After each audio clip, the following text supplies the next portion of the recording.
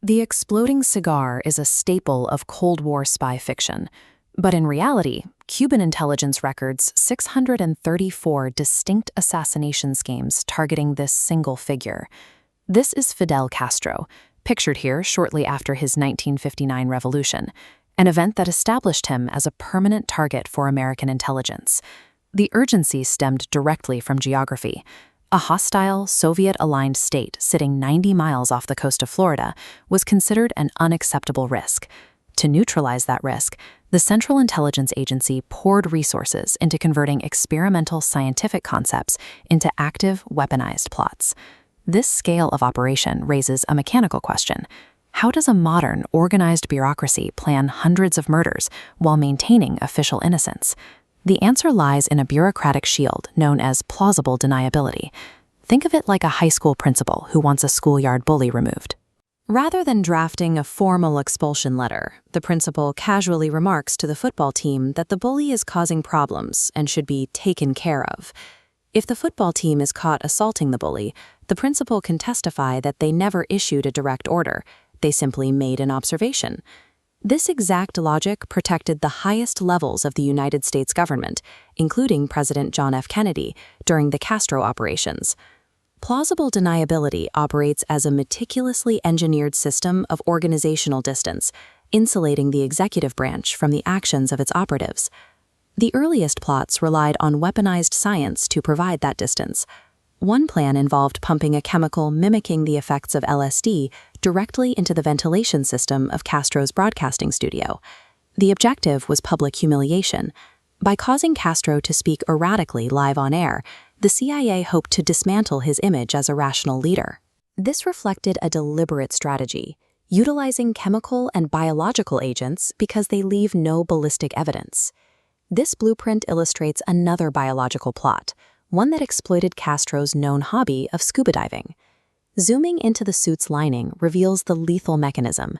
The CIA planned to dust the interior fabric with living tuberculosis bacteria. Tuberculosis was chosen specifically for its prevalence. A sudden onset of the bacterial disease would appear natural, deflecting immediate suspicion of foul play. Despite the rigorous scientific preparation, the infected suit was never delivered after the agency learned the plot had been compromised. For intelligence officers, nature was the ideal assassin, offering lethal results without leaving a bureaucratic fingerprint. When experimental science failed, the CIA headquarters, seen here from above, realized they needed outside expertise in the logistics of murder. This initiated Project ZR Rifle. To maintain plausible deniability, they required a circuit breaker. They used private attorney Robert Mayhew as a middleman to absorb the political damage if the operation was exposed. This flowchart maps the resulting chain of command.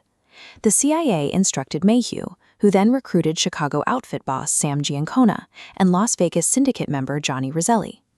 The Mafia leaders suggested a simpler method, slipping botulinum toxin into Castro's food. Botulinum toxin is a lethal neurotoxic protein that causes rapid and severe muscle paralysis. The pills were transferred to Juan Orta, a Cuban official with access to Castro's favorite restaurant, but Orta ultimately backed out. The plot was handed off to Cuban exile Anthony Verona, but as these captured paramilitary forces show, the disastrous Bay of Pigs invasion forced the CIA to abandon the restaurant scheme entirely. This operation meant the United States government was secretly funding and directing the same organized crime syndicates it was prosecuting in domestic courts. The cutout system allowed a democratic state to outsource illegal violence directly to the criminal underground. The mechanics of these plots remained secret until 1975, when Senator Frank Church, pictured here, led a congressional committee to investigate the intelligence agencies. The committee uncovered the use of oral shorthand, a method of issuing lethal directives without ever generating an incriminating paper trail. This excerpt from the committee's report defines their use of synecdoche, a figure of speech where a part represents the whole. Agents used vague phrases like disposing of Castro when they explicitly meant assassination. The tactic mirrors the mob movie trope, where a crime boss orders subordinates to take someone for a ride. The vocabulary is innocent, but the lethal intent is absolute. As this isolated testimony transcript shows, high-ranking officials admitted they would never expect a president to sign a piece of paper directly ordering an assassination. This linguistic evasion extended far beyond Cuba. This is Patrice Lumumba, the Prime Minister of the Congo, who was targeted by the CIA using the same bureaucratic methods. This reconstructed CIA cable demonstrates the tactic in action. It utilizes the restricted PROP communication channel to mask orders for definitive action against Lumumba behind layers of classification. Ultimately, the most effective weapon in the agency's arsenal was a carefully curated, deniable vocabulary. In the end, the elaborate schemes collapsed. The combination of experimental biology and Mafia hitmen proved incapable of bypassing Castro's own internal security apparatus. However, the public exposure of these covert operations altered the legal framework of American intelligence. In 1976, President Gerald Ford, seen in this official portrait, intervened directly to close the loophole. He issued Executive Order 11905, a presidential directive that officially banned any employee of the United States government from engaging in political assassination.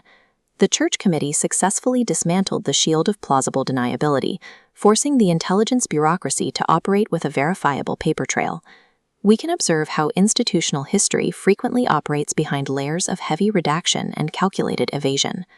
Ultimately, a functioning democracy demands that the private, oral shorthand of power must be translated back into public truth. The documented record of these operations suggests that the history of this era is found primarily in the language officials use to hide their intent.